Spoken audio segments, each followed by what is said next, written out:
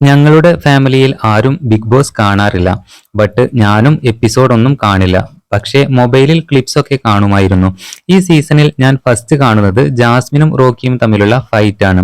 ചുണയുണ്ടെങ്കിൽ അടിച്ചു നോക്ക് എന്നുള്ള ഡയലോഗും ആ നോട്ടവും കണ്ടപ്പോൾ എപ്പിസോഡ് കാണാൻ തോന്നി.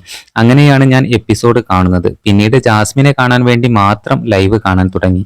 അതിലൂടെ അരിവും മൂലയും കണ്ടു മാത്രം ഒരാളെ വിലയിരുത്തരുത് എന്ന് എനിക്ക് മനസ്സിലായി. ലൈവ് കണ്ടു തുടങ്ങിയതിൽ പിന്നെ എന്തോ എനിക്ക് ജാസ്മിനെ ഭയങ്കര ഇഷ്ടമാണെന്ന്. നിന്റെ ഒപ്പം സന്തോഷിച്ചിട്ടുണ്ട്, നിന്റെ ഒപ്പം സങ്കടപ്പെട്ടിട്ടുണ്ട്. പല സന്ദർഭങ്ങളിലും നീ കരഞ്ഞപ്പോൾ അറിയാതെ തന്നെ കരഞ്ഞു പോയിട്ടുണ്ട്. നിനക്ക് വേണ്ടി ഞാൻ പ്രാർത്ഥിച്ചിട്ടുണ്ട്. നിന്നെ കുറ്റപ്പെടുത്തുന്നവരോട് ദേഷ്യം തോന്നിയിട്ടുമുണ്ട്. അകത്ത് നിന്നെ കുറ്റം പറഞ്ഞിട്ടുള്ളവരിൽ എനിക്ക് ഏറ്റവും ദേഷ്യം തോന്നിയത് അൻസിബയോടാണ്. നിന്റെ എല്ലാ വീഡിയോസും സ്റ്റാറ്റസും ലൈവും ഒക്കെ ഞാൻ കാണാറുണ്ട്. ജാസ്മിന്റെ വീഡിയോക്ക് താഴെ വന്ന കമന്റാണിത്. എന്തായാലും ഈ വീഡിയോയാണ് ഇപ്പോൾ ശ്രദ്ധിക്കപ്പെട്ടുകൊണ്ടിരിക്കുന്നത്.